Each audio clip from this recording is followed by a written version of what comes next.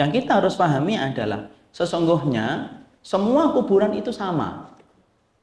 Tidak ada keistimewaannya satu dengan yang lainnya, sehingga kemudian sampai kita harus mengkhususkan datang ke kuburan itu. Ya, jadi semua kuburan itu di hadapan syariat itu sama. Ya, jadi segalanya bahwasanya sesungguhnya syariat ini menempatkan semua kuburan itu sama. Artinya apa, Ustaz? Artinya sesungguhnya setiap kuburan itu fungsinya untuk mengingatkan kematian dan tidak ada keistimewaan kuburan sana dan kuburan sini dibandingkan kuburan-kuburan yang lainnya. Ya, jadi tidak perlu bagi kita untuk mengkhususkan diri. Saya pergi ke kuburan sana, kenapa? Di sana kuburannya lebih afdal. Tidak ada. Karena semua kuburan sama. Saya ingin ke kuburan sana, kenapa? Di sana lebih baik. Lebih cepat nanti kemudian mengingatkan mati. Enggak, semua kuburan sama. Selamat datang di channel Tauhid Istiqomah. Semoga video ini bisa bermanfaat untuk dunia dan akhirat kita. Amin. Tidak ada kebaikan yang kita peroleh dalam kehidupan kecuali sempurna Allah di dalam nama dan sifatnya. Dan kita beruntung dalam kesempatan siang kali ini kita diperkenankan oleh Allah dan diberikan izin untuk bertemu dan bersua di salah satu taman surga yang bertebaran di atas muka bumi ini. Karena Rasulullah Shallallahu Alaihi Wasallam memberikan nama pada setiap pertemuan dan perjumpaan yang apabila di dalamnya dibacakan ayat-ayat Al-Quran dan hadis-hadis Rasulullah yang mengingatkan kita kepada jalan akhirat, maka Nabi memberikan pertemuan itu merupakan pertemuan taman surga. Makanya Rasulullah Shallallahu Alaihi Wasallam bersabda, "Idza marartum bi riyadil jannah fartau fiha." Sesungguhnya apabila kalian melewati taman-taman surga, maka duduklah sejenak, rekulah kenikmatan yang ada di taman surga. Maka kemudian para sahabat bertanya, "Wa ma riyadul jannah ya Rasulullah?" Apa itu taman-taman surga ya Rasulullah? Maka Nabi menjawab, taman-taman surga itu adalah majelis dzikir, majalis dzikir, di mana para salaf mengatakan majalis dzikri adalah majelis yang mengingatkan kita terhadap perkara yang halal dan haram, perkara sunnah dan bid'ah, perkara iman dan kesyirikan. Maka itulah yang disebut dengan majelis dzikri, di mana ia menjadi taman surga. Kenapa dinamakan taman surga? Karena salah satunya kita tidak mungkin mendapatkan surga kecuali kita menjadi orang yang mencintai taman surga, majelis ilmu dalam kehidupan kita di dunia. Inilah yang menjadikan kita senantiasa beruntung apabila kita menjadi hamba yang dimudahkan untuk mengetahui kebenaran yang disampaikan oleh Allah dan Rasul-Nya. Maka kita akan melanjutkan kajian kita, pembahasan panjang, maraton, serta estafet yang cukup panjang, yaitu membahas tentang salah satu kitab yang merupakan karya emas dari seorang ulama besar, yaitu adalah Imam Al-Qurtubi rahimahullahu ta'ala, yaitu sebuah kitab yang diberikan judul At-Tadhkirah di Ahwalil Mauta wa Umuril Akhirah, yaitu sebuah buku yang secara bebas artinya adalah peringatan tentang perkara kematian dan urusan-urusan kelak kita di akhirat.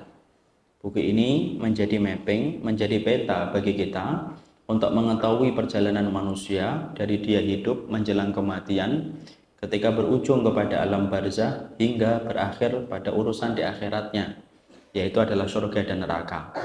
Dan tentunya kita harus memahami kehidupan kita dan kehidupan kematian kita harus memerlukan ilmu, supaya kita betul-betul selamat dalam kehidupan dunia dan akhirat kita. Karena pada hakikatnya kita adalah musafir dalam kehidupan di dunia dan musafir dalam kehidupan kita di akhirat. Dan sesungguhnya musafir dia perlu bekal, dan salah satunya dia harus perlu ilmu supaya tidak tersesat dalam kehidupan safar yang akan dia tempuh. Maka kemarin kita telah membahas panjang lebar, yaitu tentang persoalan mengingat kematian dan bersiap-siap untuknya, yaitu adalah kita mengingat dan kita menerangkan bagaimana mengingat kematian dan bagaimana keutamaan untuk mengingat kematian. Kita jelaskan panjang lebar dan bagaimana perkara-perkara yang berkaitan tentang itu. Sekarang mari kita buka pada halaman yang ke-28.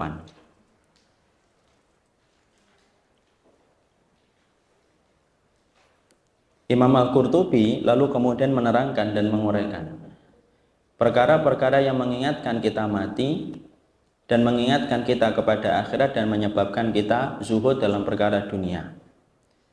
Maka sesungguhnya di antara perkara yang penting menghadirkan hidupnya hati adalah ketika kita mengingat kematian. Dan sesungguhnya mengingat kematian itu salah satunya adalah ketika kita melakukan ziarah kubur. Itu merupakan salah satu perkara yang cepat menghidupkan hati yang mati dan hati yang gersang. Karena apabila hati kita melihat orang yang tergeletak mati di kuburan, maka hati kita akan merespon setiap apa yang kita pandang, dan respon itulah yang kita harapkan mampu membangkitkan hati yang mati ketika kita melihat itu dalam kehidupan kita. Makanya kita mendapati sesungguhnya ziarah kubur termasuk di antara perkara yang disunahkan di dalam sunnah-sunnah yang ditinggalkan oleh Rasulullah Shallallahu Alaihi Wasallam. Makanya kalau kita mendapati hati kita mati, salah satu cara yang kita bisa lakukan, datanglah ke kuburan, duduklah sejenak, renungilah apa yang terjadi kepada kita ketika kita meninggal dunia. Maka itulah perkara yang bisa menjadikan kita hidup hatinya untuk kembali lahir ketaatan dan lahir kembali semangat beribadah kepada Allah. Ya, walaupun kita hari ini tragis ya, ironisnya adalah hari ini kuburan, mungkin saking kasarnya hati kita dan saking hitamnya hati kita, kita mendapati kuburan tidak lagi berfungsi untuk mengingat kematian. Kita banyak melihat kuburan hari ini malah justru menjadi tempat wisata, tempat kemudian orang bermain-main, tempat orang melakukan transaksi haram justru di kuburan.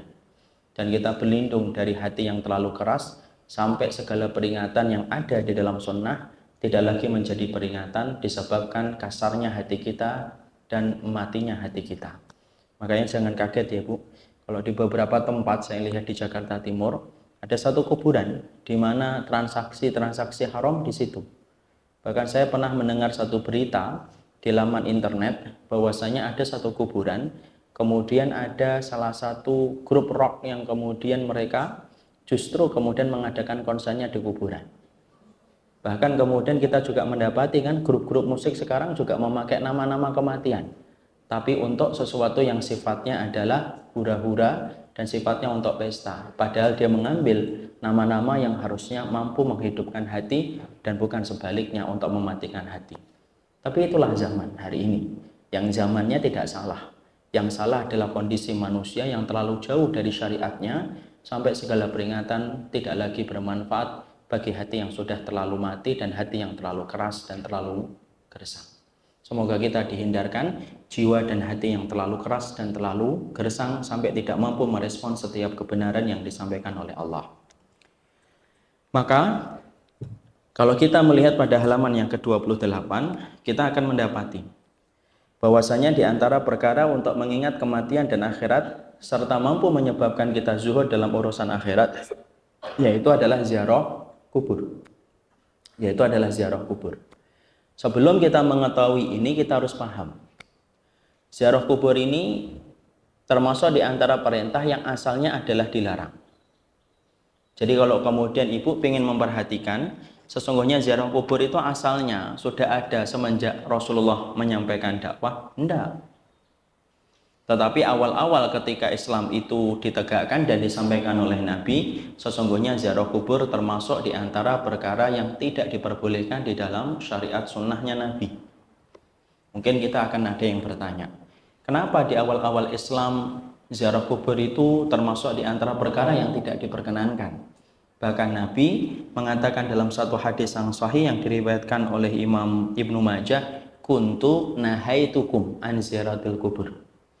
Bahkan Nabi secara gamblang mengatakan kuntu, dulunya saya itu melarang kalian untuk mendatangi kubur. Jadi kenapa Rasulullah saat itu melarang umatnya untuk datang ke kuburan?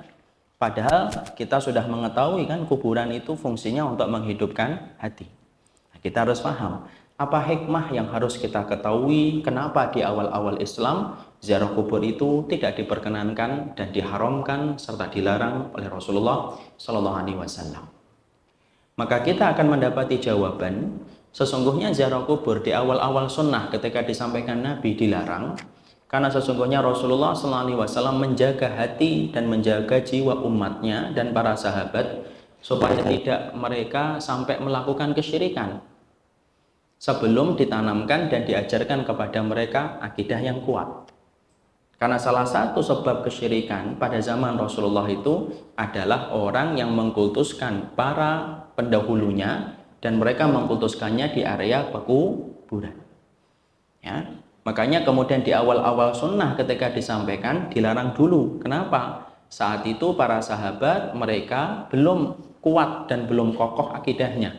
Sehingga kemudian khawatir kalau mereka diperbolehkan di awal-awal, maka kemudian akan terjadinya kesyirikan ketika mereka menggantungkan harapan, manfaat, dan harapan untuk tertolak dari kemudaratan kepada kuburan-kuburan yang mereka datangi. Nah, sebelumnya kita harus paham, syirik itu dikatakan oleh Imam Ibnu Katsir, syirik itu kemudian yang mengajarkan syirik itu ada dua umat. Yang mengajarkan kesyirikan itu ada dua umat. Yang pertama umatnya Nabi Ibrahim, yang kedua umatnya Nabi Nuh alaihi salam. Kalau kita melihat semua kesyirikan yang terjadi di atas muka bumi ini selalu berpulang pada dua sebab ini. Jadi kalau ibu kemudian ingin menghimpun semua kesyirikan, maka semua kesyirikan yang ada di atas muka bumi ini, maka asal muasal semua kesyirikan itu berpulang kepada dua umat, umatnya Nabi Ibrahim dan umatnya Nabi Nuh alaihi salam. Dan ciri khasnya kesyirikan umatnya Nabi Nuh dan ciri khasnya umatnya Nabi Ibrahim itu berbeda. Kalau ibu perhatikan, umatnya Nabi Ibrahim melakukan kesyirikan tetapi tidak kepada kuburan. Tetapi kesyirikan yang dilakukan oleh umatnya Nabi Ibrahim itu apa? Mereka menganggap semua makhluk-makhluk di langit itu merupakan bagian dari Tuhan-Tuhan yang mereka sembah, yang memberikan manfaat dan mudarat dalam kehidupan manusia. Itu syiriknya umat Nabi Ibrahim. Makanya Nabi Ibrahim ketika beliau berdebat kepada kaumnya, maka Nabi Ibrahim berkata, apakah kamu sembah kepada bintang, di mana bintang itu kemudian mempunyai cahaya, digantikan dengan matahari, kemudian ada bintang. Kenapa? Karena kesyirikan umatnya Nabi Ibrahim, Namrud yang menjadi rajanya saat itu, kesyirikan mereka itu kepada bintang atau kepada makhluk-makhluk di langit. Makanya kan kita dapati, dalam sejarah Romawi kuno, kita dapati mereka meyakini makhluk-makhluk di langit itu adalah Tuhan. Coba kalau ibu lihat, orang Yunani itu Tuhannya itu bukan kepada kubur. Mereka kan kepada makhluk-makhluk di langit. Mereka ada dewa ini, ada dewa ini, dewa ini. Dan semuanya itu adalah dewa-dewa yang mereka yakini ada di langit dan itulah yang mereka sembah. Makanya sampai hari ini kita masih mendapatkan sisa-sisa dari ibadah itu. Sampai kemudian kita mendapatkan ramalan bintang, itu salah satunya di antara sisa-sisa yang ada. Karena apa? Imam Ibnu Katsir mengatakan asal muasal kesyirikan manusia sebagian itu datang dari apa yang diajarkan oleh umatnya Nabi Ibrahim alaihissalam. Ya, maka kemudian kita harus paham. Makanya kalau kita membaca sejarahnya Yunani, penuh dengan kesyirikan dan kesyirikan mereka bukan kepada kubur, tapi kesyirikan mereka kepada makhluk di langit. Kesyirikan yang kedua kata Imam Ibnu Katsir, kesyirikan yang kedua itu kesyirikan kepada kuburan, orang-orang yang mati. Kesyirikan ini muncul kapan? Kesyirikan ini muncul ketika umatnya Nabi Nuh, ketika Nabi Nuh telah meninggal dunia. Maka kita sering mendapatkan kisahnya diulang-ulang oleh para ustadz. Bagaimana kaumnya Nabi Nuh yang beriman, yang naik kapal, ketika mereka selamat, lalu kemudian mereka dihidupkan oleh Allah, mereka punya keturunan. Generasi pertama yang beriman kepada Nabi Nuh, kepada Allah bersama Nabi Nuh, kemudian meninggal dunia, digantikan oleh generasi kedua setelah Nabi Nuh. Generasi kedua itu menganggap generasi pertama adalah generasi orang yang solih. Ketika mereka mendapati generasi pertama meninggal, mereka kemudian kumpul di kuburan bapak-bapak mereka yang solih mengikuti Nabi Nuh itu. Generasi kedua meninggal digantikan dengan generasi berikutnya, generasi yang ketiga. Bukan hanya kemudian mereka kumpul, mereka membuat perayaan. Ayo buat perayaan. Supaya memori kita selalu teringat kepada kakek-kakek kita yang telah beriman bersama Nabi Nuh alaihissalam. Maka kemudian generasi ketiga kemudian meninggal dunia, digantikan kemudian generasi yang keempat. Bukan hanya kemudian mereka membuat perayaan dan membuat pesta, tapi kemudian mereka membuat patung. Dibuat patung berdasarkan kepada apa yang mereka ingat dari kakek-kakek mereka dulu. Itu pun pertama kali tidak langsung disembah patung-patung itu. Tapi kemudian hanya untuk mengingatkan. Kalau versi sekarang mungkin ya patung untuk mengingatkan fulan dan fulan itu sebenarnya kayak generasi ketiganya Nabi Nuh.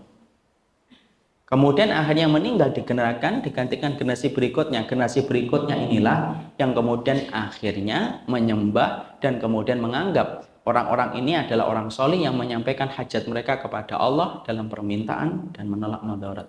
Jadilah syirik. Dan ternyata umatnya Nabi Muhammad SAW syiriknya ngambil syiriknya Nabi Nuh atau syiriknya umat Nabi Ibrahim.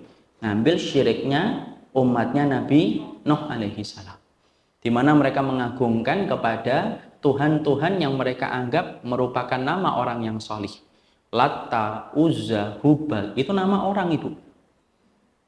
Yang mana itu adalah nama orang yang solih, yang hidup pada zaman sebelum mereka, yaitu pada zaman dulu, yaitu adalah ketika mereka dulunya pengikutnya Nabi Nuh alaihi salam. Mereka berdoa kepada para kuburan itu, pada patung-patung itu untuk menyampaikan hajat mereka kepada Allah. Maka ketika Nabi mendapati bahwasanya itu sudah mulai muncul, ada kekhawatiran bahwasanya nanti menyebabkan kesyirikan, maka di awal-awal Islam ketika disampaikan, ketika akidah baru diajarkan, maka dilarang dulu bagi mereka untuk datang ke kuburan karena khawatir akan terjadinya kesyirikan yang semacam itu. Ditambah lagi ditambah lagi tradisi orang Nasara itu memang tradisi yang sangat lengket dengan masalah kuburan, Yahudi dan Nasara. Makanya kemudian sampai-sampai Rasulullah mengatakan laknatullah alal yahud wan nasara ittakhadhu qubur anbiyaihim masajid.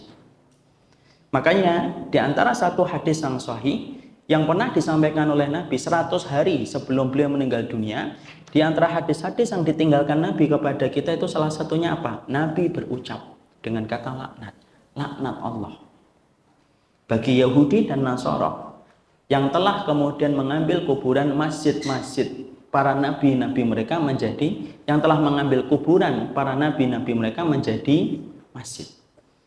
Jadi karena kekhawatiran inilah maka kemudian Nabi di awal-awal Islam, Nabi melarang untuk ziarah.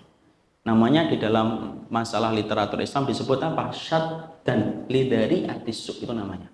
Mencegah kemungkinan terburuk bisa terjadi dan menimpa kita, itu namanya syad dan lidari atisuk.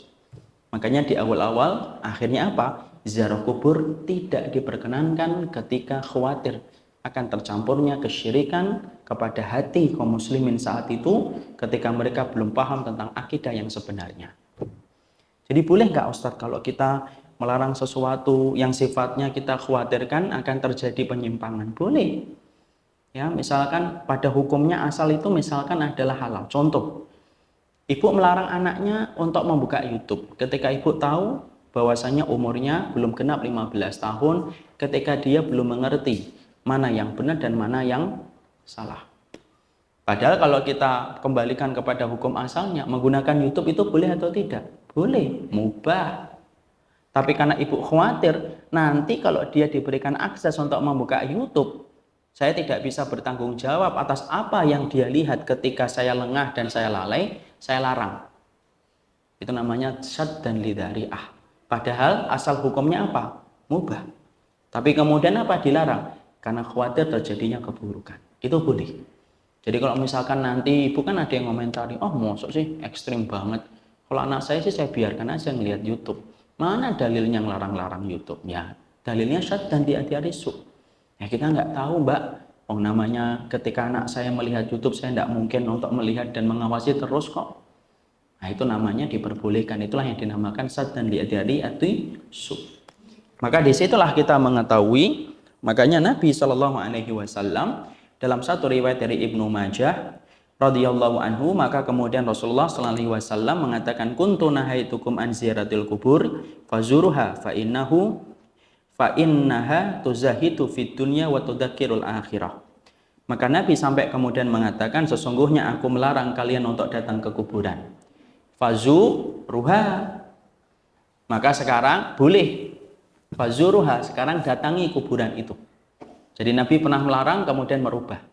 Dalam hukum usul fikih itu namanya apa? Nasikh wal mansukh. Nasikh wal mansukh itu apa? Ada hukum yang dulunya asalnya tidak boleh ataupun boleh, kemudian setelah berlalunya waktu, kemudian hukum itu berubah ketika ada kemaslahatan yang lebih besar. Itu namanya nasikh wal mansukh. Apa yang dimansukh, apa yang dihapus? Larangan untuk datang ke kuburan. Apa yang menggantikan? Perintah untuk datang ke kuburan. Itu namanya nasikh wal mansukh. Lalu Nabi ketika kemudian memperingatkan kita dan memerintahkan kita untuk datang ke kuburan, Nabi menyebutkan alasannya. Fa innaha tuzahidu fid dunya. Karena sesungguhnya barang siapa yang datang ke kuburan akan menjadikan hatinya zuhud. Wa tudzakirul akhirata, dan mengingatkan dia kepada akhirat. Itu jaminan Nabi loh. Tapi kalau ada yang bertanya, Ustadz, saya lihat kok banyak orang yang datang ke kuburan hatinya juga tidak zuhud, tidak ingat akhirat. Justru di kuburan dia ingat dosa dan kemaksiatan. Yang salah bukan perintah sunnahnya. Tapi kalau ada orang yang datang ke kuburan yang terfikirkan dia justru dosa dan kemaksiatan, dan dia justru melakukan dosa di area pekuburan, tanya sama hatinya dan tanya sama Allah, dosa apa sampai kuburan saja tidak bisa memberi peringatan kepada hatinya. Ya, jadi itu yang kita kemudian harus ini. Jadi kalau ada orang kok tega ya, bermaksiat, pacaran sampai berzina di atas kuburan. Misal ya, walaupun ini sudah mulai banyak Ibu. Ibu tahu nggak di daerah Jakarta Timur itu kalau malam itu ramai dengan orang pacaran. Ibu tahu ada kuburan di depan Telkom Jakarta Timur? Ada kuburan itu. Nggak usah dicari ke sana ya, nanti ngeliatin malam-malam. Saya ingatkan saja, saya cukup menjadi bukti. Maka kemudian di sana itu Masya Allah, kita melihat bahwasanya di sana ada orang-orang yang kemudian mereka itu melakukan kemaksiatan ya di atas area kuburan itu. Mungkin kita bertanya, loh katanya Nabi dalam hadis riwayat Ibnu Majah, bahwasanya orang yang datang ke kuburan tuzahidu fid dunya wa tudzakiru anil akhirah, membuat zuhud dan mengingat akhirat. Kok sebaliknya Ustadz hari ini justru banyak orang yang melakukan kemaksiatan di atas kubur? Tadi jawabannya, kalau ada orang yang di atas kubur kok nggak ingat akhirat, maaf, tanyakan sama Allah dosa apa yang dia lakukan sampai menjadikan akhirnya apa yang dia lakukan, apa yang dia dapatkan tidak sebagaimana yang dikatakan oleh Rasulullah Shallallahu Alaihi Wasallam. Disitulah kita mengetahui sesungguhnya fungsi awal dari ziarah kubur yaitu adalah mengingatkan kita tentang dunia dan mengingatkan kita tentang akhirat. Sekarang kita bahas dulu. Apa yang kita bahas dulu? Yang kita bahas adalah beberapa hal yang kita harus ketahui tentang ziarah kubur. Nah, ini kita harus paham dulu. Beberapa hal yang berkaitan tentang ziarah kubur yang harus kita ketahui dan harus kita mengerti. Beberapa hal yang berkaitan tentang ziarah kubur, yang pertama adalah ziarah kubur itu merupakan bagian dari perintah sunnah dan itu ibadah. Ini sudah kita paham. Jadi kemudian ziarah kubur itu adalah bagian dari perintah dan itu bagian dari sunnah. Jadi kalau ibu satu waktu datang bersama suaminya, ayo mas kita ke kuburan yuk. Kita diam diri sebentar untuk mengingatkan hati kita, maka selama waktu yang kita berikan untuk duduk dan berdiam diri di dalam kuburan, sebanyak itu pahala yang akan kita dapatkan ketika menimbulkan kebaikan. Ya, makanya Masya Allah, Nabi kan pernah kan satu malam-malam Rasulullah itu pernah, beliau itu pergi di waktu tidur bersama Ibunda Aisyah. Jadi ketika Ibunda Aisyah kemudian mencoba meraba Rasulullah, tidak ada. Ya kan? Para istri kan kadang gitu diraba. Suaminya ada nggak? Oh ada. Dipegangin. Maka kemudian Ibunda Aisyah ngeraba, loh kok tidak ada? Ternyata diikutin itu. Ternyata Rasulullah saat itu kemana? Ke kuburan. Kenapa Ibunda Aisyah sampai ngikutin? Ya Rasul, Ibunda Aisyah curiga mau kemana gitu, karena terbakar cemburu. Ternyata Rasulullah SAW kemudian beliau ke kuburan tengah malam. Dan itu merupakan bagian apa? Itu bagian dari sunnah. Rasulullah pun melakukan itu. Dan Rasulullah pernah melakukan itu di waktu malam. Yang saya yakin ibu-ibu mungkin tidak akan melakukan ini. Karena apa? Yang pasti gemetar duluan. Tapi kemudian disitulah kita mengetahui ziarah kubur bagian dari sunnah, dan itu termasuk perintahnya Rasulullah Sallallahu Alaihi Wasallam. Yang kedua yang kita harus pahami tentang ziarah kubur. Yang kedua, pentingnya mengetahui akidah dan paham tentang akidah sebelum kita terbiasa melakukan ziarah kubur.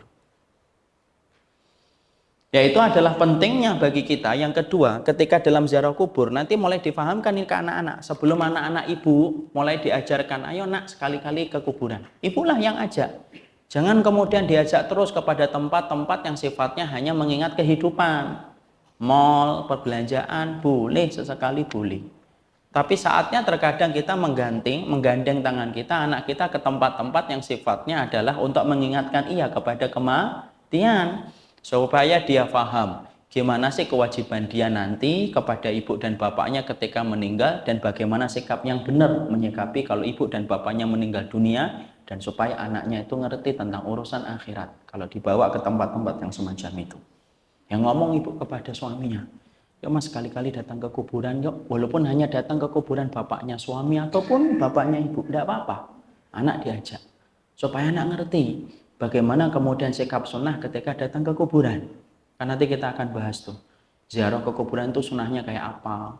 Supaya dia tidak ikut-ikutan sebagaimana apa yang dia lihat di televisi. Jangan biarkan anak kita terkotori memandang kuburan sebagaimana dia memandang pemain sinetron kalau datang ke kuburan, ibu. Rusak.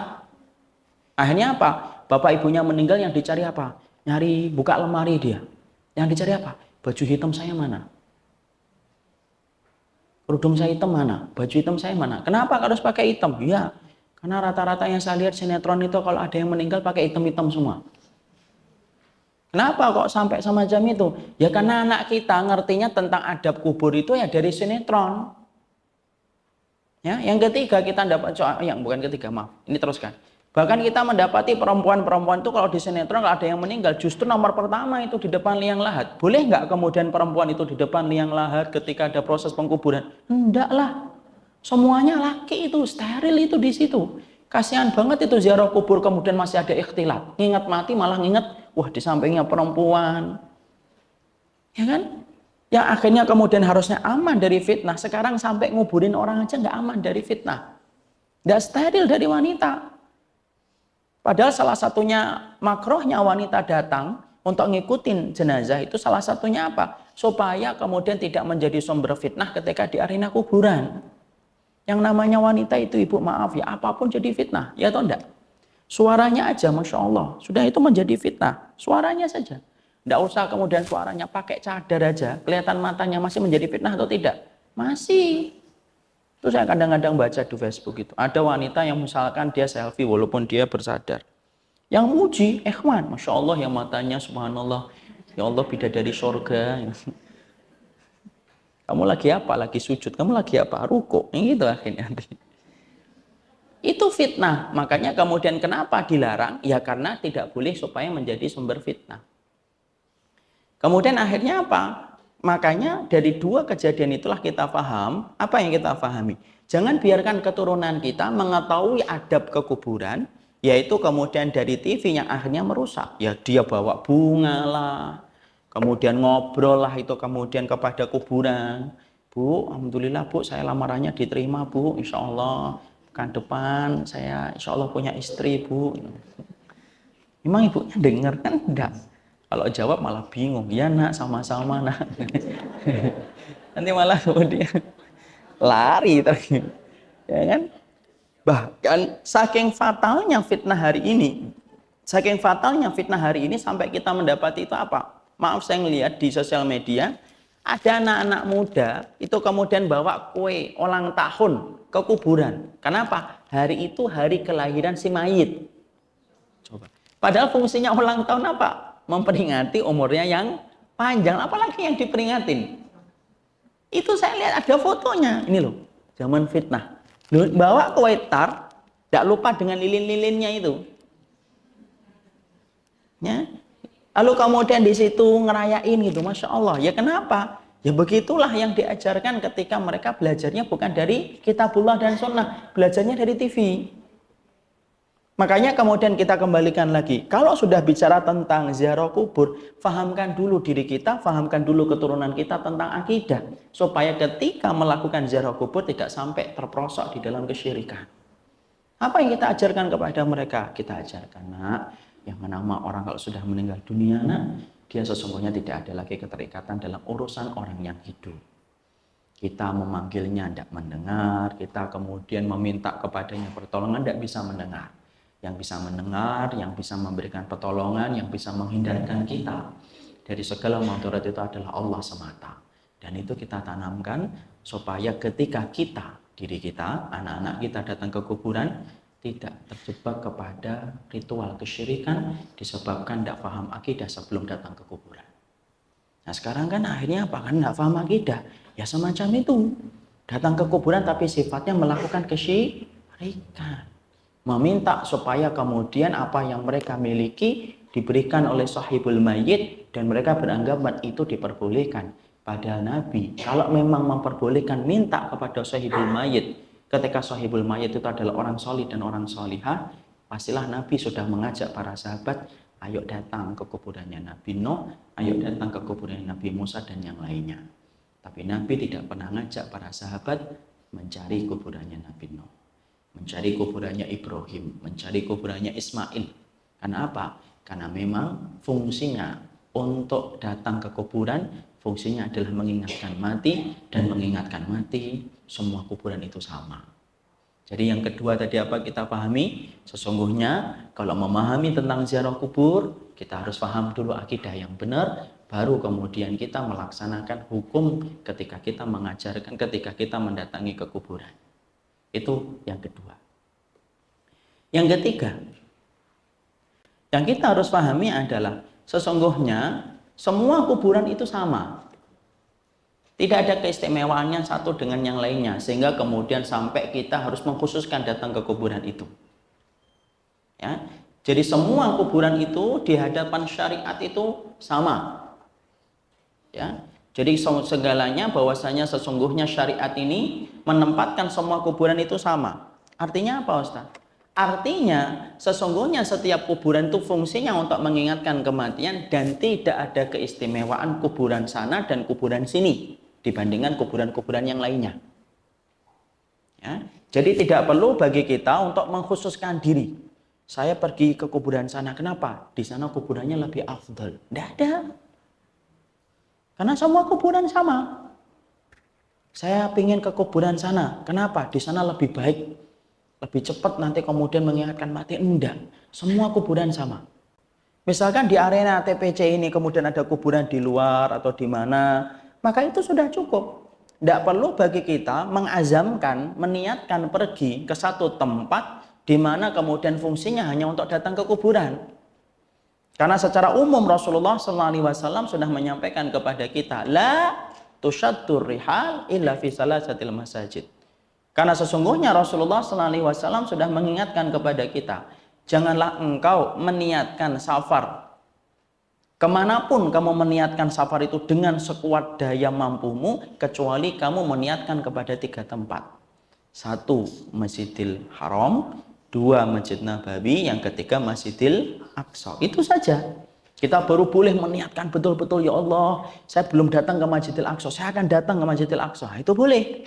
Kenapa? Termasuk di antara 3 masjid yang disebutkan Nabi di mana kita boleh berusaha dan mengazamkan diri untuk datang ke sana. Kalau saya, Ibu, maaf ya, saya belum berkeinginan untuk datang ke Masjidil Aqsa karena anak punya satu doa. Saya ingin masuk ke tempat itu ketika tidak ada lagi yang menistakan kaum muslimin di sana.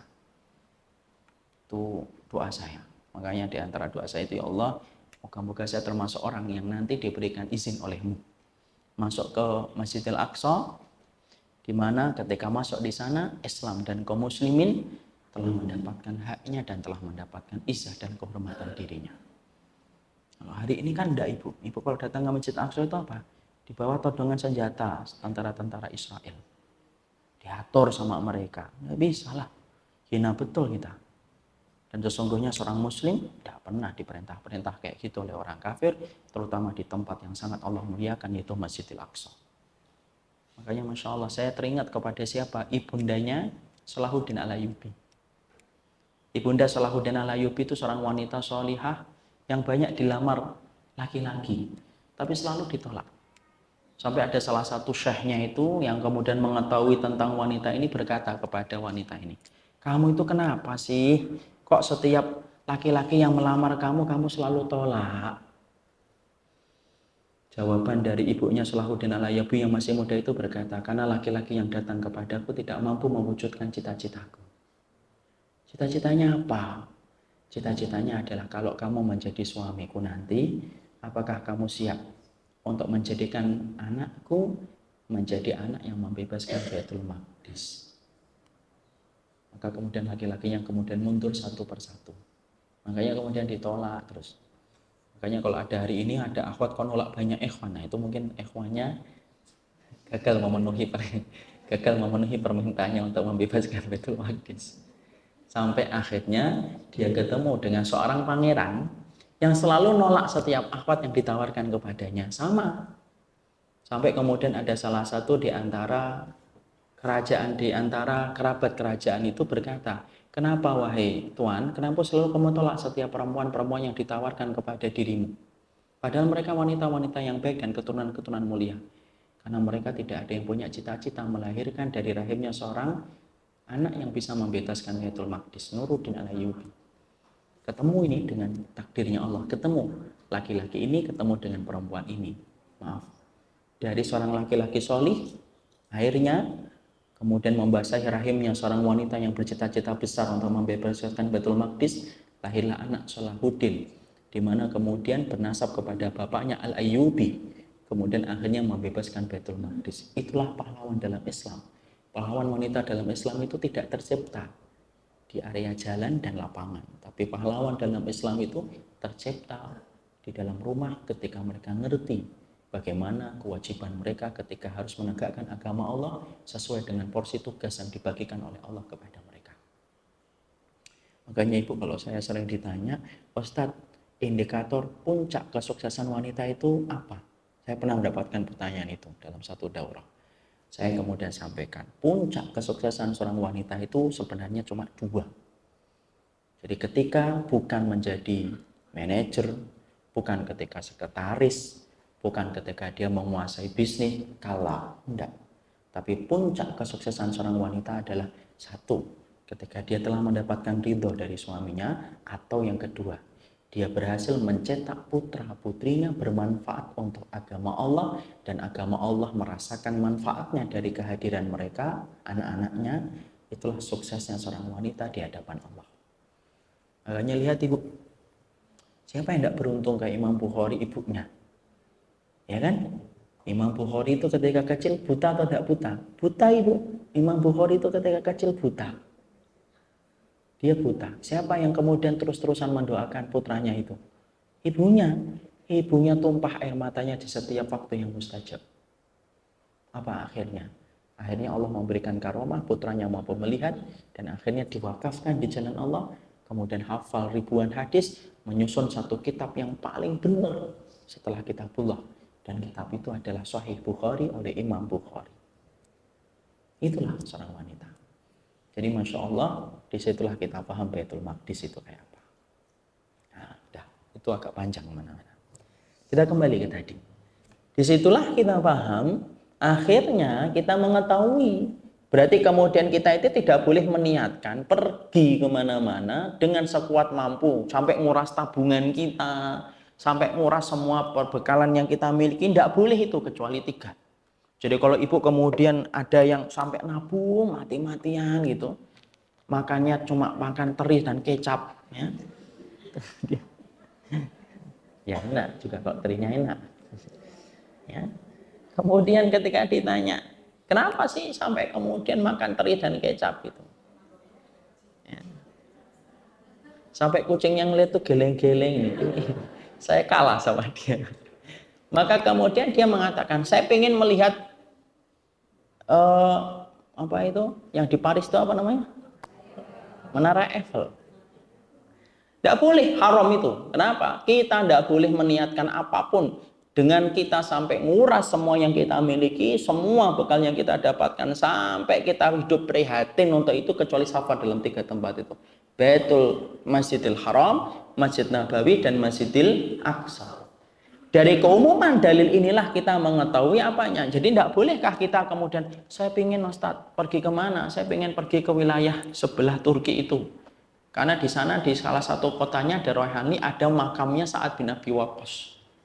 Ada memang di sana. Terus kemudian kita bayar lama, kita kemudian bayar tiket mahal gitu. Hanya pergi ke sana hanya untuk berkunjung ke makamnya Sa'ad bin Abi Waqqas.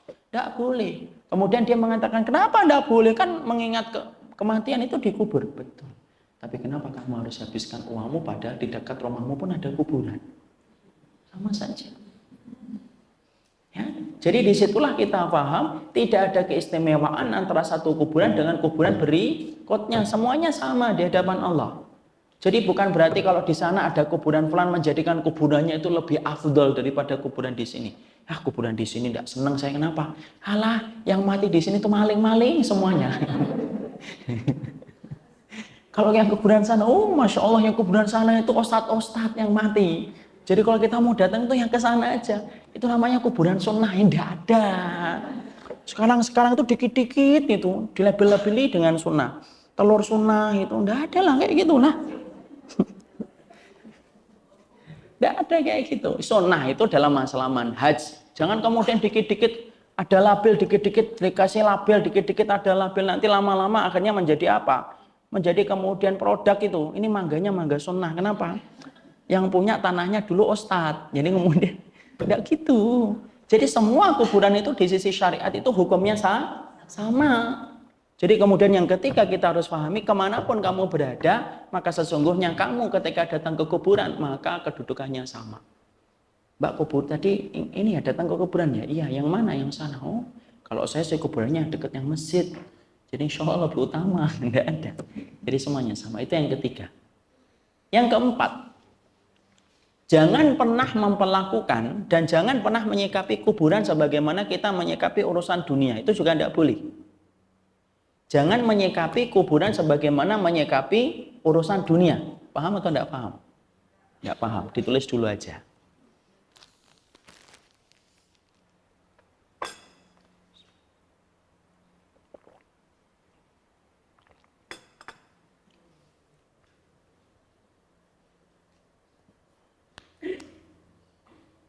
Ya.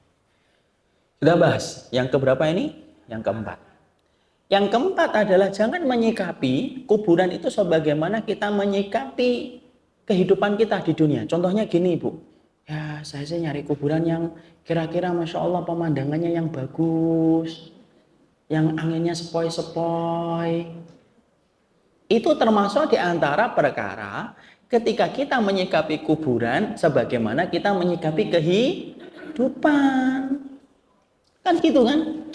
Saya kok ingin banget ya punya kuburan yang di atas bukit itu nanti kalau mati. Kenapa, Pak? Iya, supaya nanti kalau mati kelihatannya enak banget di tempat itu. Emang bisa ngelihat nongkrong gitu. Itu termasuk di antara salah kaprahnya kehidupan kita hari ini yang jauh dari bimbingan sunnah. Akhirnya apa? Menyikapi kekuburan itu sebagaimana menyikapi masalah dunia kita. Sampai-sampai kita sering menghujat orang ya gara-gara kita menyikapi kuburan itu kayak urusan dunia.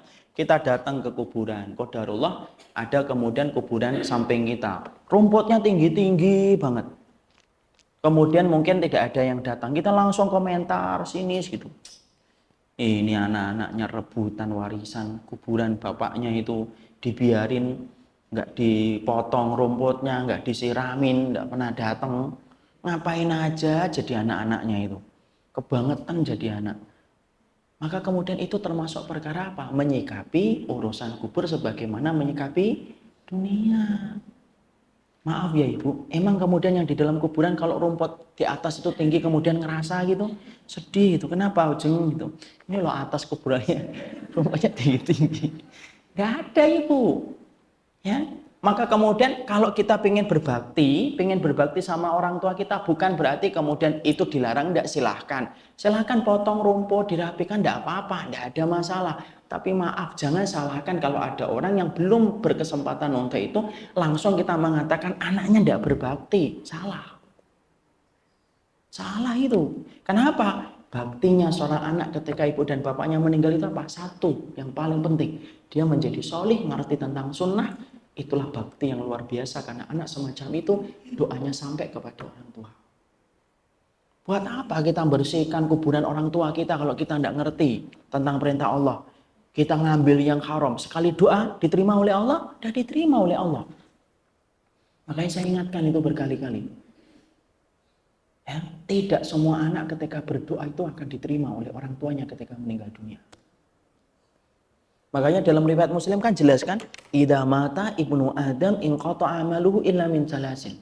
Kalau anak Adam itu sudah meninggal dunia, terputus segala amalnya kecuali 3 perkara. Salah satunya siapa? Waladun sholihun yad'u lahu, anak yang solih yang mendoakan orang tuanya. Nabi, maaf ya, nabiku dan nabimu tidak menyebutkan dalam hadis itu kata waladun. Kalau waladun apa Ustaz bedanya? Loh, kalau waladun, anakmu minum khamr, main judi, berzina, PSK, datang ke masjid atau tidak ke masjid, sama. Setiap dia berdoa sampai kepada orang tuanya. Itu kalau Nabi menyebut kata waladun. Tapi Nabi menyebutkan dalam hadis riwayat Muslim itu menyebutkannya apa? Waladun solihun, anak yang solih, diberikan taksis, diberikan pengkhusus, ditambahi dengan kata sifat. Kenapa? Karena tidak semua anak, kalau mereka tidak solih, tidak akan pernah nyampe doa mereka kepada orang tua mereka. Ya, contoh ibu misalkan, ekstrimnya, ada seorang perempuan, dia berzina gitu ya. Karena kemudian sama pacarnya, waliyadzubillah 14 Februari, 15 Februari, atau 17 Februari itu. Ya. Kemudian akhirnya setelah kemudian dia berzina, tiba-tiba duduk, dia kemudian buka-buka grupnya, dia ngomong ibuku, wah teringat ibunya. Dia kemudian berdoa, Rabbana firli wali walidayya walil mu'minina yauma yaqumul hisab. Nyampe itu kepada ibunya? Tidak nyampe lah. Kenapa? Dia habis berzina aja belum bertobat dari zinanya kok. Dosa dan maksiat itu menghalangi doa sebagaimana mendung menghalangi mentari untuk sampai ke permukaan bumi. Makanya Masya Allah. Anak kita berdoa, Rabbana firli. Habis ngambil haram. Dari sesuatu yang menjadi sogokan, diambil, dibawa ke rumah. Dia tidak bertobat dari harta itu. Dia berdoa, Rabbana firli. Tidak nyampe lah. Untuk dirinya saja tidak nyampe, apalagi untuk orang tuanya. Ya. Makanya dia kemudian akhirnya melakukan bid'ah, syirik. Contohnya pilkada hari ini. Banyak orang yang nanti kan datang ke dukun kan mulai banyak ini. Datang ke pilkada. Ya. Kok tahu Ustaz? Iyalah, di kompleks ada dukunnya juga. Kemudian datang itu ke kubu, datang ke kemudian ini. Kemudian setelah itu jadi. Tapi kemudian dari proses dia datang ke dukun, tidak bertaubat. Kemudian setelah jadi bupati dia datang ke tempat kuburan ibunya.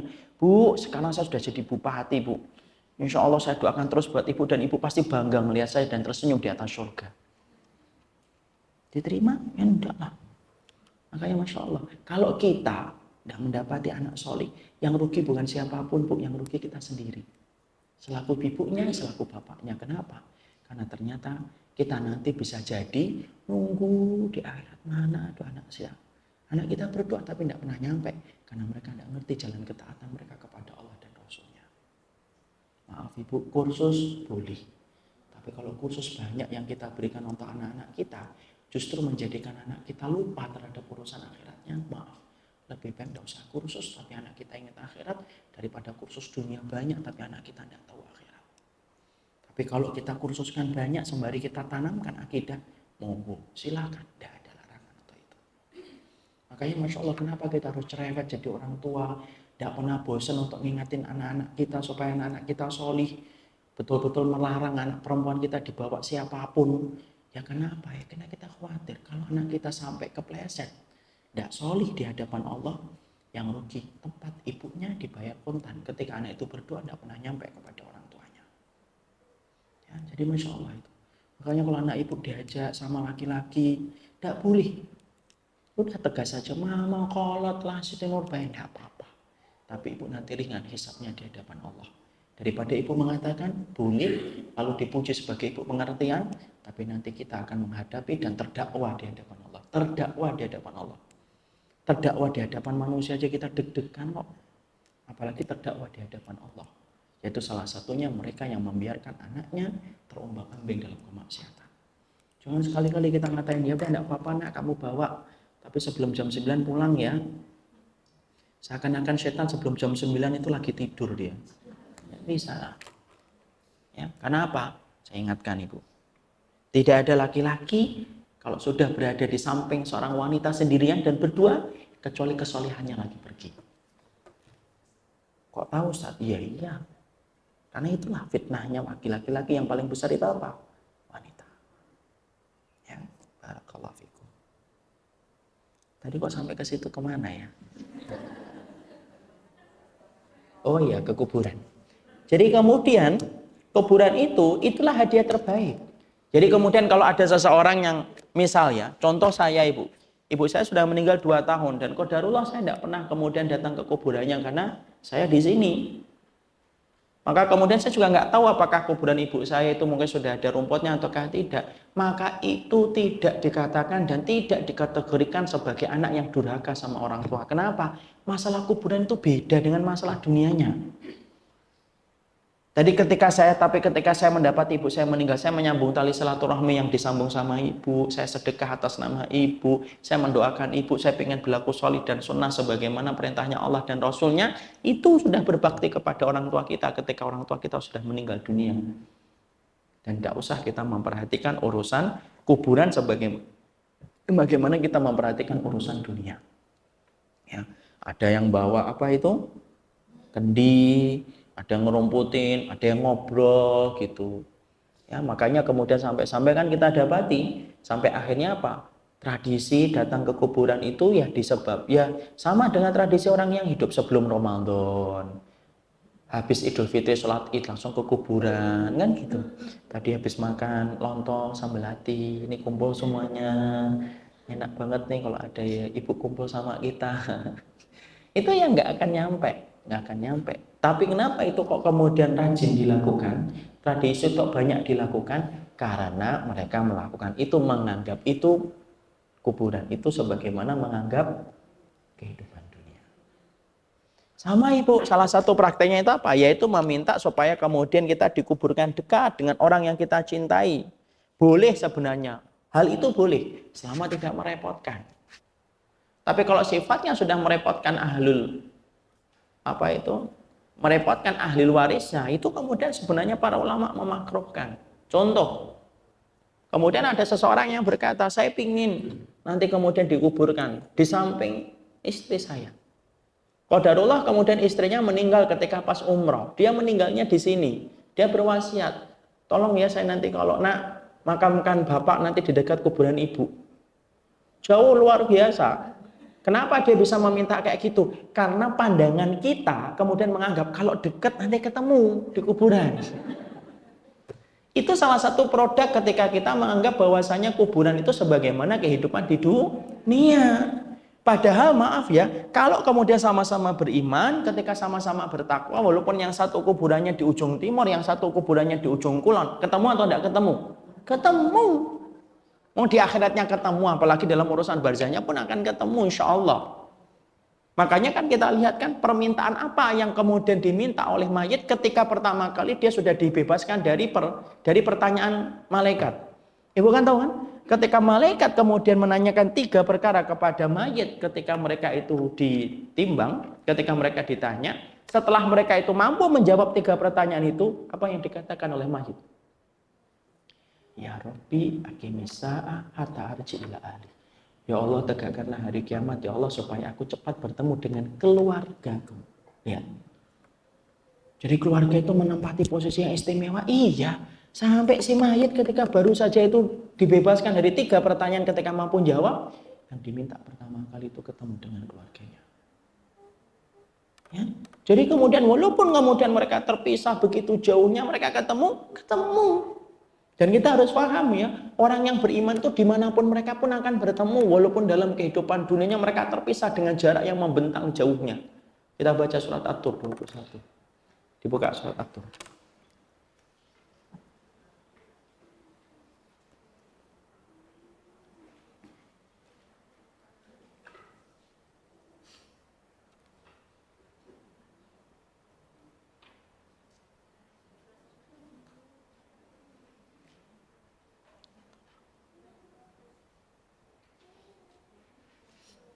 Ayat yang ke-21.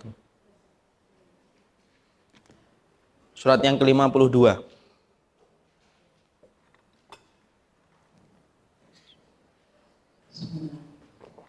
Dan orang-orang yang beriman beserta anak cucu mereka dan mereka dalam keimanan, kami pertemukan mereka dengan anak cucu mereka di dalam surga, dan kami tidak mengurangi sedikit pun pahala amal kebajikan mereka. Setiap orang terikat dengan apa yang dikerjakannya. Nah, itu jadi dalilnya, Ibu. Walladzina amanu wattaba'athum dzurriyyatuhum biimanin alhaqna bihim dzurriyyatuhum wa ma alatnahum min amalihim min syai' kullu mri'in bima kasaba rahin. Orang-orang yang beriman itu akan dipertemukan mereka dengan anak cucu mereka dalam kehidupan kelak, kehidupannya itu di surga. Di situ itu menjadi dalil, dimanapun kita meninggal dunia, dimanapun kita akan dikuburkan, walaupun kita berjauhan, pada hakikatnya kalau ana dan antum beriman sama Allah, tidak mencampurkan iman kita dengan kesyirikan, sebagaimana ketika orang tua kita beriman dan tidak mencampurkan iman mereka dengan kesyirikan, ketemu atau tidak ketemu? Ketemu, itu ketemu. Jadi tidak perlu bagi kita sampai kemudian akhirnya meminta wasiat, di mana wasiatnya itu justru memberatkan bagi anggota keluarga kita sendiri. Nah, itu yang kemudian kita harus pahami.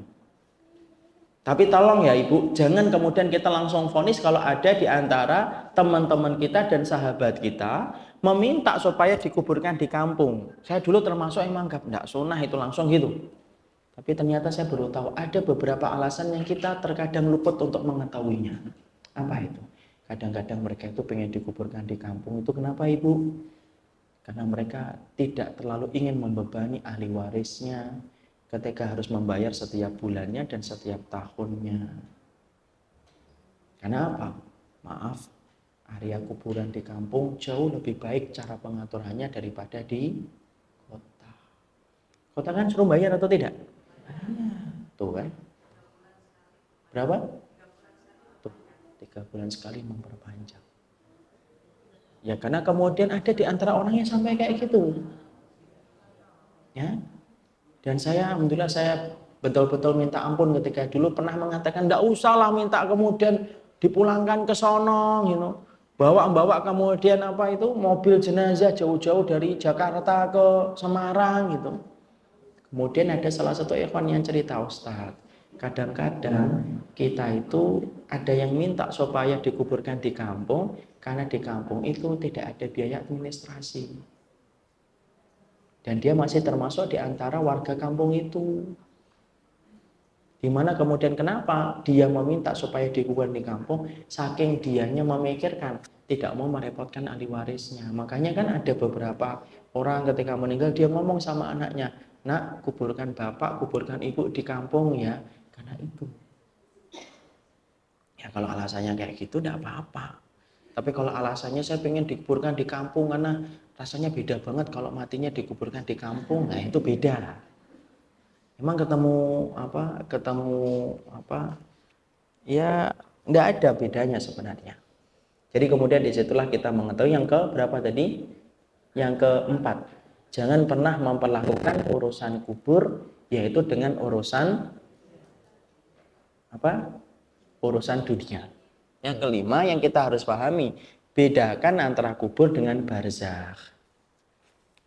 Bedakan antara kubur dengan barzakh. Kubur itu yang ada liang lahatnya, itu kemudian adalah tempat disemayamkannya orang yang meninggal dunia. Itu namanya apa? Barzakh. Itu namanya apa? Kuburan. Ya. Lalu kemudian adapun tempatnya, sifatnya itu apa? Sifatnya itu barzakh. Ya. Jadi kemudian walaupun tempatnya masih di dunia, tetapi dia tidak akan mampu kembali lagi ke dunia. Kenapa? Kan masih di alam yang sama. Betul, alamnya sama. Tapi di alam setelah kematian terdapat sebuah barzakh. Apa itu barzakh? Ayo kita buka di dalam Al-Quran. Yaitu dalam surat Al-Mu'minun ayat yang ke-100.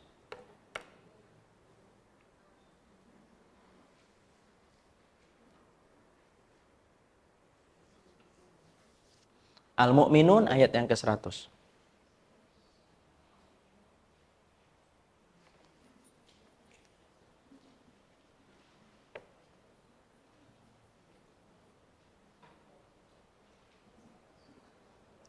Sudah?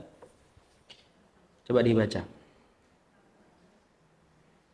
Surat yang ke-23, Al-Mu'minun surat ke-23.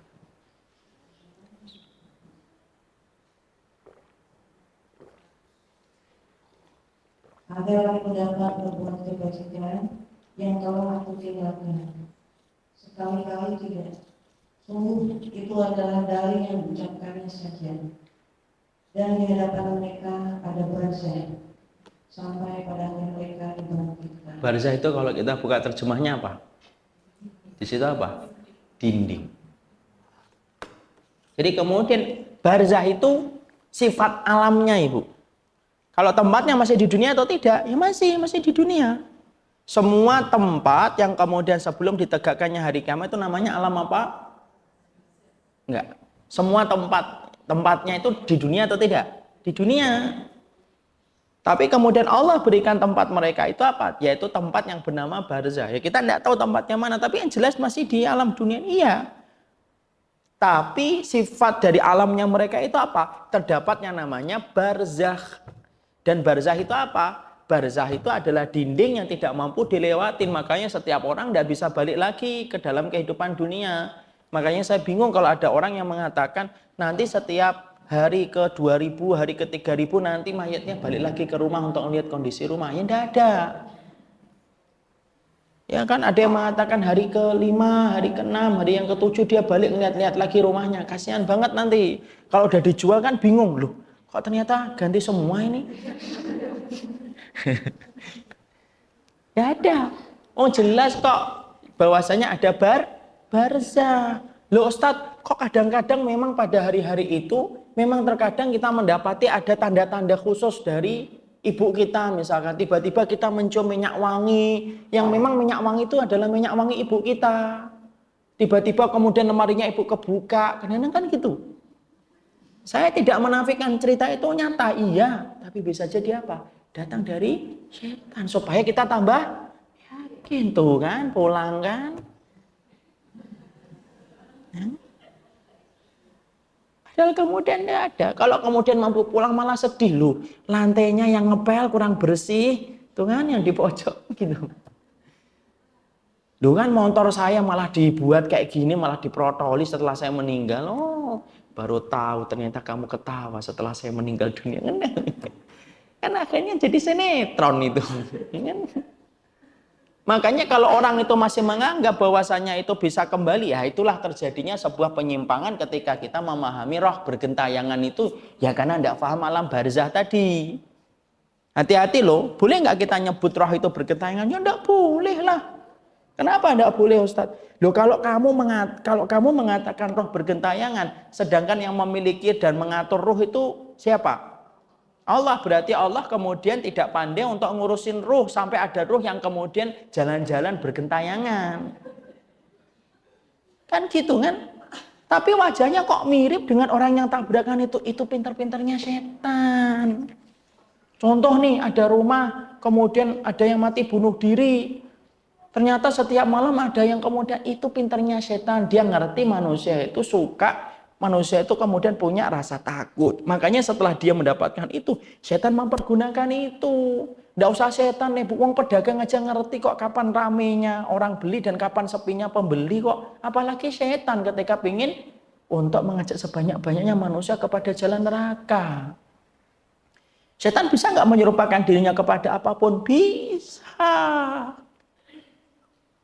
Bahkan yang menyerupakan dalam perang Uhud sampai kemudian ayo bunuh itu Nabi itu, bunuh itu Muhammad, itu ternyata seseorang laki-laki. Ternyata kemudian setelah orang musyrikun ngelewatin dia ke belakang hilang. Itulah setan. Itu dalam surat Al-A'raf ada tafsirnya, nanti kita bahas. Ya, kalau setelah menyelesaikan tafsir juz 30. Itu kemudian bisa nggak kemudian kalau kita ngelihat ada anjing hitam legam itu kan perwakilan dari apa? Setan. Makanya kemudian kalau kita sampai mendengar anjing melolong di tengah malam berarti ngelihat apa? Setan. Tapi kalau anjing, kemudian kalau ngelihat ayam, mendengar ayam berkokok, ngelihat apa? Turun malaikat. Itu yang benar. Jangan kemudian malah ngelihat bintang jatuh tuh. Dikabulkannya doa, ayo berdoa. Ngomong bintang jatuh, sunahnya ya kemana gitu loh ya. Jadi kemudian disitulah kita paham Alam barzah itu tidak mungkin balik dia, tidak mungkin dia balik. Apalagi kemudian ada ajaran lebih menyimpang lagi, reinkarnasi. Ya kan dia pindah, kok nggak capek itu loh. Lah kapan istirahatnya gitu loh. Saya tuh ngomong sama orang yang meyakini reinkarnasi itu, Masya Allah. Loh kapan istirahatnya? Dia pindah lagi, aduh pindah lagi. Gitu. Nanti kemudian seumur hidup dia pindah-pindah doang. Ya Allah.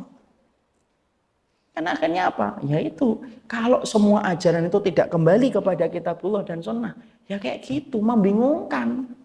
Dan terkadang lebih terkesan lucu. Ya, jadi kemudian reinkarnasi tidak ada dalam Islam. Makanya kalau sudah meninggal dunia alam barzah, kok kamu tahu memang pernah ngerasain mati? Ya tidak perlu kita mati dulu untuk menyampaikan ini. Kenapa? Nabi sudah menyampaikan secara gamblang. Allah menyampaikan kan jelas.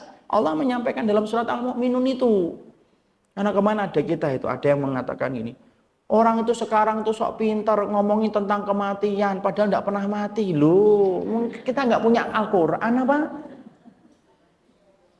Kita kan punya Al-Quran, kita kan punya As-Sunnah. Lah buat Al-Quran dan As-Sunnah itu buat apa kalau kita nggak pelajari? Kan gitu Ibu.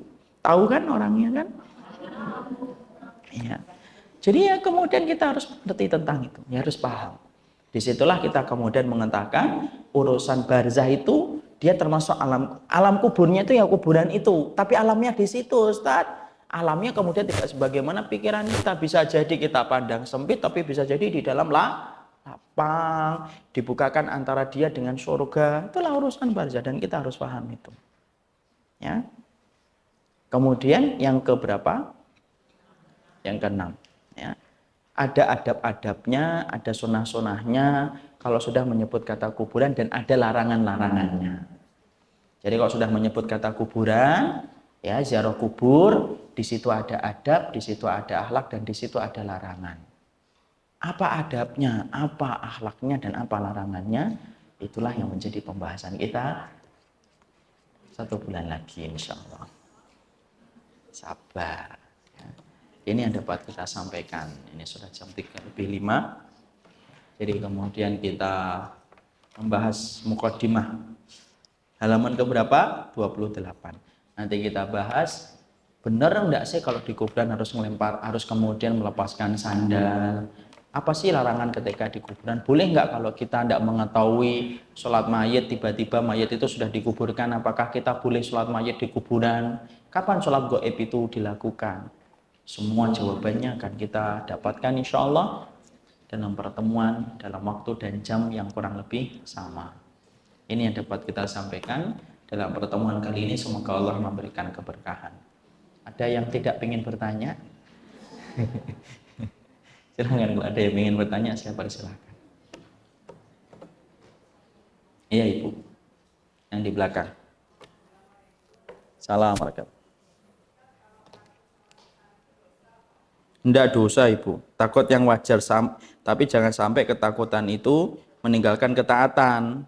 Contohnya Ibu kemudian harusnya wudhu, tapi kemudian takut setan akhirnya tidak wudhu, tidak sholat, nah, itu yang dosa. Kemudian Ibu contohnya ya itu diperintahkan suami, kemudian karena ke depan gitu, terus kemudian takut setan, terus kemudian kita membantah perintahnya suami, itu takut yang kemudian tidak diperkenankan. Tapi kalau takutnya takut biasa, itu wajar lah. Ya, hal yang wajar Ibu. Misalkan kita mendapati ada baju bergoyang-goyang di tengah malam, gitu. Takut, ya tidak apa-apa. Padahal ada apa? Ada kipas angin yang belum dimatikan. Itu hal yang wajar dan itu diperbolehkan. Wallahu a'lam bishawab. Paham Ibu? Ya, silakan Ibu. Assalamualaikum warahmatullahi. Kenapa Ibu? Saya ingin mengatakan tentang kuburan. Kuburan pada zaman waktu itu kita itu semuanya kan dibangun ya Ustaz ya. Tidak kayak sekarang ya Ustaz ya. Kalau dibangun tidak boleh. Nah itu gimana? Karena itu kan sudah dibangun pada zaman waktu itu, kijing-kijing itu Ustaz. Apakah setelah kita tahu itu harus dibongkar sekarang? Saksikan jawabannya 1 bulan mendatang. Itu dulu jawabannya. Insya Allah. Dan itu termasuk larangan. Larangan. Larangannya itu, larangan kuburan itu apa? Larangan kuburan itu salah satu membangunnya. Gimana kalau sudah ada? Nah itulah. Insya Allah. Karena saya tidak bisa jelasin singkat Ibu, harus panjang. Karena kalau jelasin singkat dikhawatirkan banyak fitnah. Harus nyerahkan dari berbagai macam aspek dulu. Allah alam bisa. Ya Ibu. Kenapa Ibu? Untuk perkuburannya kalau yang meninggal di tempat itu yang sebelah-sebelahan itu hukumnya gimana? Tidak boleh, dan itu termasuk larangan yang akan kita bahas 1 bulan mendatang. Nanti habis ini ada yang tanya, Ustadz, ya jelaskan materi bulan depan. Nah itu. Nanti kita akan bahas, insya Allah, sabar. Yang lain, sama tema aja yang tadi kita bahas. Ada? Tidak ada. Kalau tidak ada, tidak usah diada-adakan. Itu bid'ah namanya. Ada ya?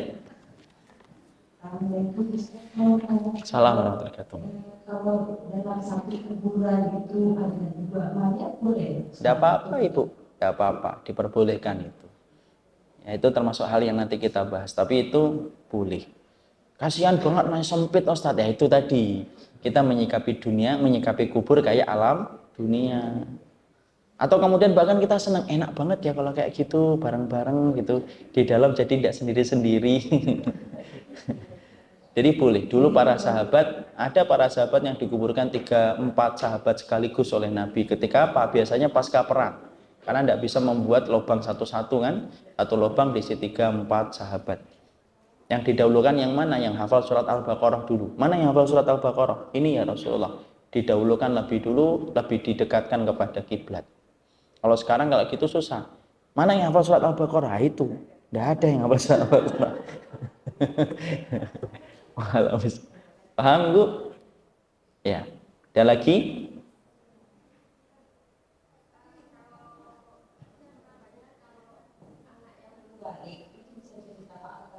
Iya. Meninggal dunia. Kalau kita yang sudah nggak balik ini, Kita, Ibu kali, saya sih belum.